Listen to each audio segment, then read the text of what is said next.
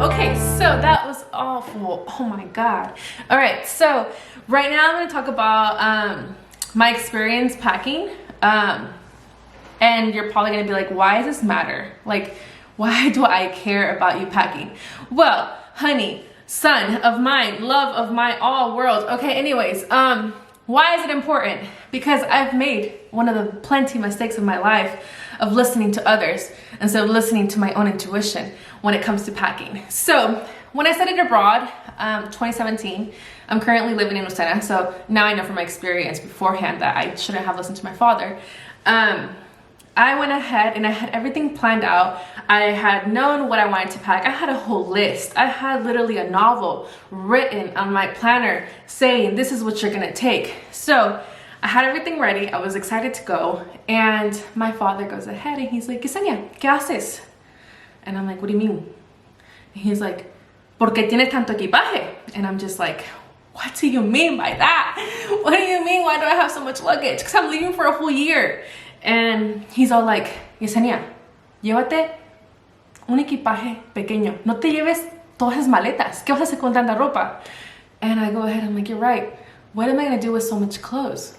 I should just take, you know, whatever you tell me to take, right? And he's like, take a carry-on, you know? My dad speaks Spanglish, I speak Spanglish at home too. And I'm like, a carry-on. And I'm like, you think I'm dumb? You think I was born last year? You think I'm gonna go ahead and take a carry-on? And he's like, think about this. I don't know if he was playing with me, but I listened, you know. 19-year-old me going ahead and listening to her father still. And, you know, because, you know, when you're Mexican, doesn't matter if you're 60 or 70, your parents go que digan, you know how it goes. All right, so he tells me, when you get over there, do you want to stand out wearing, like, you know, traditional American clothes, or do you want to go ahead, buy yourself some nice clothes from there and, you know, fit in? And I'm like, I like your logic, Dad. I like your logic. Makes sense. So I go ahead, I unpack everything. I actually take a carry-on, you know those little carry-ons you're allowed to take on the top of the airplane. You go ahead and you're like moving through the plane. You're like, okay, sorry everyone, you know that one. I go ahead, put it on top. I take a little backpack with me for school.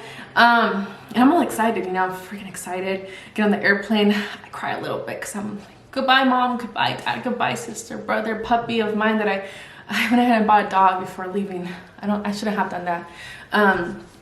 And I get on the airplane. I remember this is my first time flying by myself. I think I was crying more because I was like, damn, I'm actually doing this. Not much more. I love my family, but it's like, whoa, like, you know, I'm okay, I'll live. And I remember that night when I make it into Granada, well, actually I had so many stops. One disclaimer and tip, do not buy the cheapest flight just because, you know, it's the cheapest flight. Do your research. I decided to get a flight that was 48 hours, I believe. So with so many layovers, I had a layover in Iceland, a layover in Belgium and France, and then Malaga, and then from Malaga to Granada. So I had all of these different layovers. Yes, it cost me like $500 something. I regretted that freaking flight so much because I spent like nights at the airport, and you know, I did the typical thing where you do is you go ahead and you get your backpack and you use that as a pillow and you sleep on the floor. Yeah, I did that. I didn't know any better. I didn't know that I should have gone ahead and done my research. One mistake, but one that was gonna come soon. So anyways, I go ahead, make it to Granada. I'm tired. I make it there at night. I end up getting a hotel very far from the city, like near the bus station. If you've gone to Granada, you know what I'm talking about. And there's nothing there. Like, it's just like houses. And I'm just like, I get there at night and I'm like, okay, whatever. I'm here. Oh God, I'm here. All right. I meet my friend, my ex-roommate. I meet her at the hotel and we split the hotel together so we save money. And she's like, where's the rest of your suitcases? And I'm like, oh, what do you mean? I'm like, your suitcases? And I'm like, what do you mean? What do you mean like the rest of my suitcases? It's right here. Go to fast forward to orientation day. Everyone's coming in with all their suitcases. They have like 2 big ones in the backpack and the backpack and a lot of these things, you know. even someone I think took like 3 luggages, and I'm just like, girl, that's intense, that's a lot. Everyone's like, where's your luggages? Like, ¿dónde están? And I'm just like, this is it. And they're like, haha, you're funny, like, where are they? And I'm like, this is literally it. I told them my dad's logic that I went ahead and listened to. I can't believe I listened to him. And they were like, okay, weirdo. So I definitely struggled. Do not bring 1 suitcase. I honestly, if I could, I would have at least liked to have at least 1 more suitcase.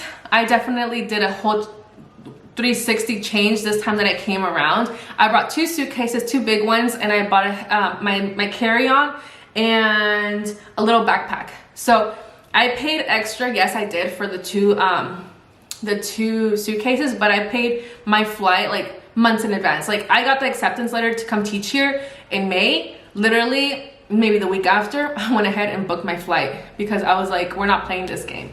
I think I paid like $300 something to fly to San Francisco, and then I paid $200 extra to go ahead and get 2 large luggages. So came out to 500 and something, and my flight was only, I think this time 24 hours, which was okay. I would do it again. I was a little tired, but I would do it again. Anyways, I struggled so much, like literally the seasons change. Definitely when they tell you it gets cold in Spain, it gets cold. When they tell you it gets hot, it gets hot. Like, do not play around with the weather. Like, I thought I was God and I was playing, like, you know, playing games. So it was really, really hard. I'm more curvy. I'm a very curvy woman. So I struggled a lot to find jeans because I didn't know of like Zara. I did not know of Bershka, Pull&Bear, all these cool, a Primark. Like, I didn't know about all of these different, you know, shopping centers. So I was going to boutiques that only fit really petite women, and I was struggling. I was like, oh my God, I'm obese. I mean, oh my God, I am obese. I'm not gonna lie, when I first got to Spain last time, I think it's working the same way this time, you will lose weight.